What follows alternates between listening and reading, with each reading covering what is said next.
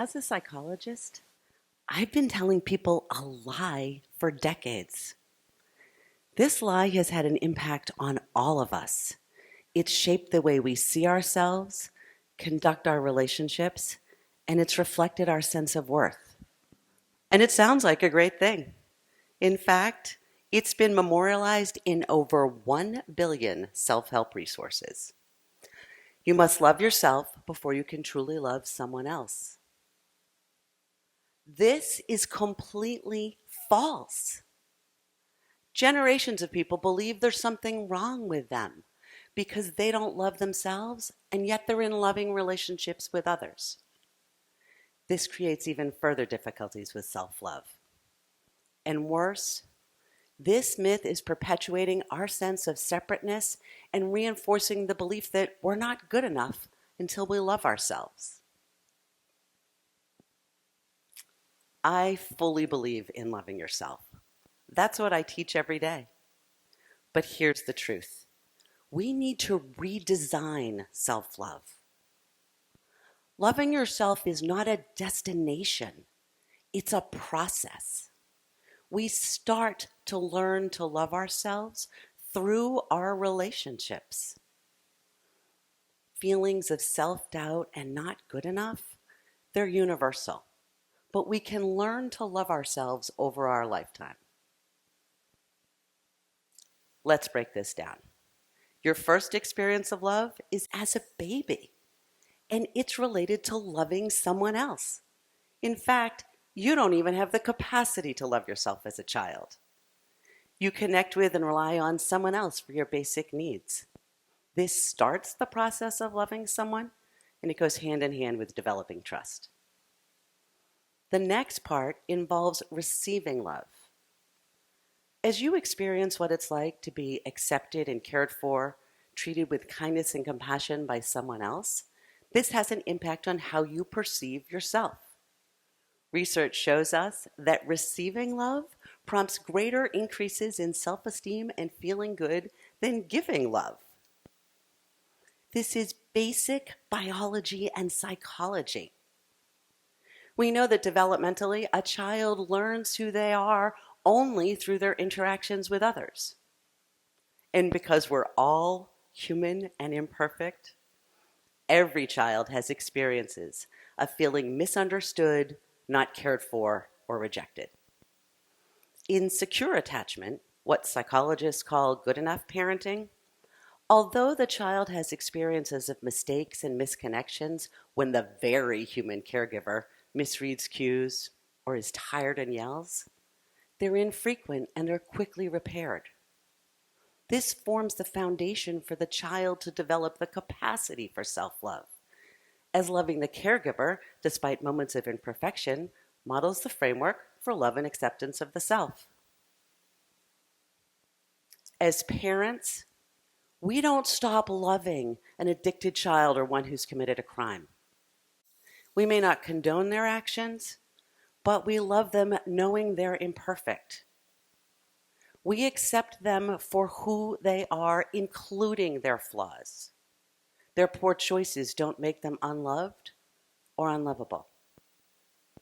There's literally nothing in what we know about human development and neurobiology that suggests we need to love ourselves before we love someone else.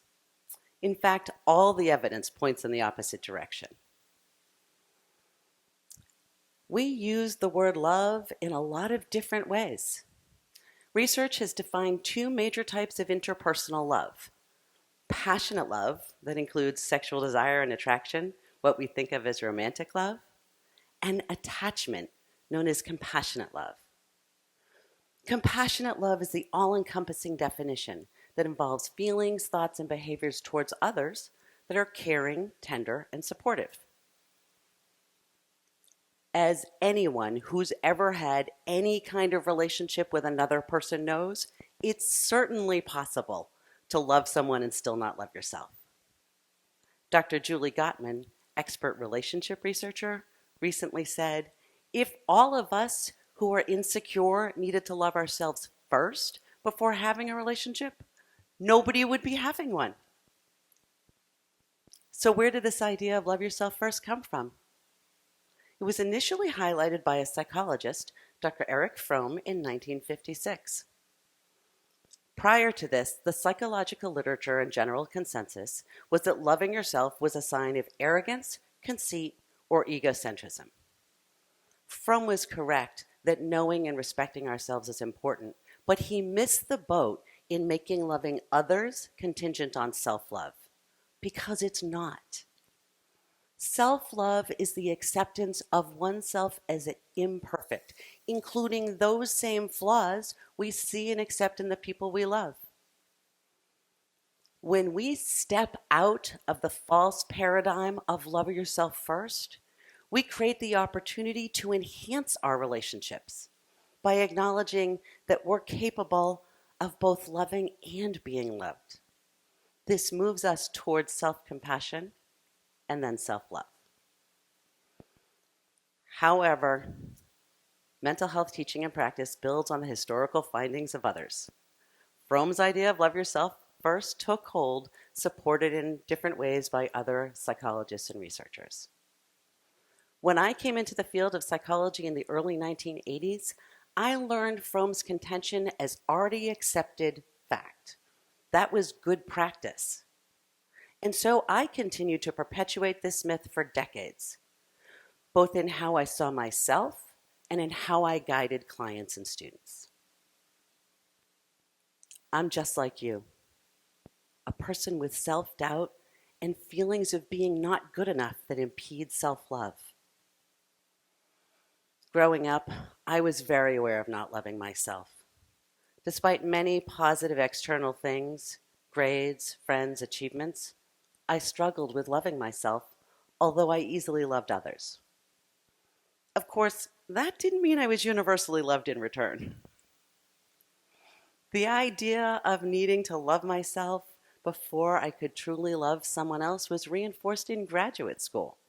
That's what we taught people when they came into therapy, concerned about not having positive, lasting, fulfilling relationships. We'd work on the concept of self-love as the doorway to positive relationships and love.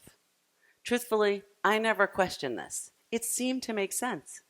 And since I wasn't doing so great in the long-term romantic relationship area, I figured it was because I didn't love myself enough. And so I continued this vicious cycle of trying to prove that I was worthy and failing, reinforcing my feelings of not good enough. What I wasn't realizing was that I had been receiving compassionate love from friends and family all along. I dismissed the worth and impact of that, believing it would all be found in a romantic relationship.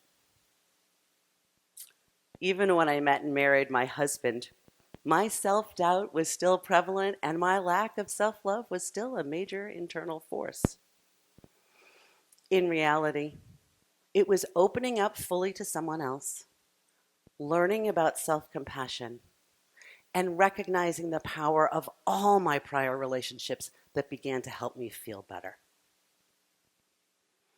I learned that these people that I cared about and trusted, they saw the real me, and they still loved me. This started me towards self-compassion and then self-love. And we now know from the research into vulnerability and self-compassion by Brené Brown and Kristin Neff that self-compassion is the root to self-acceptance. And accepting yourself as both flawed and worthy, that's the start of self-love. fMRI studies of brain activation show that generating compassion for the self involves the same neural processes as generating compassion for others. We learn to love ourselves by using the framework of compassionate love that we have for others and applying it to ourselves. The idea that I accept the person I love, referring to someone else, models the pathway to love and accept ourselves. We see and accept others as flawsome, and we need to do this for ourselves. My formula to redesign self-love comes from looking at and identifying what it's like to love someone else as a flawed human, and then applying it to ourselves using these steps. L-O-V-E.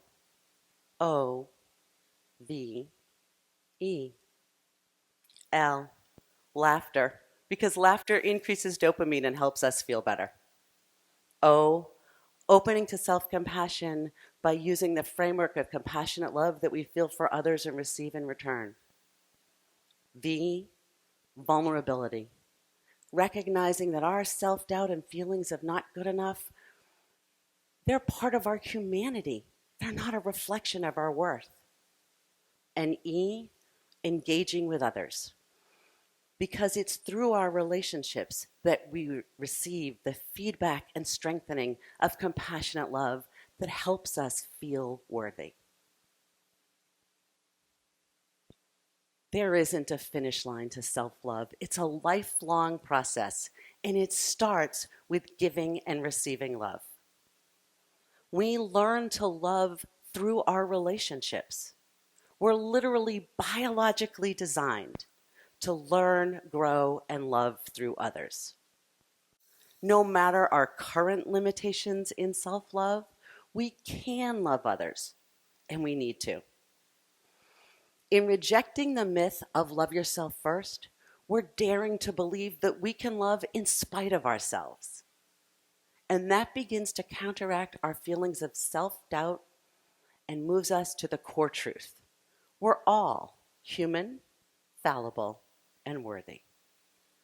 I dare you to recognize love in your life and start to fall in love with yourself today.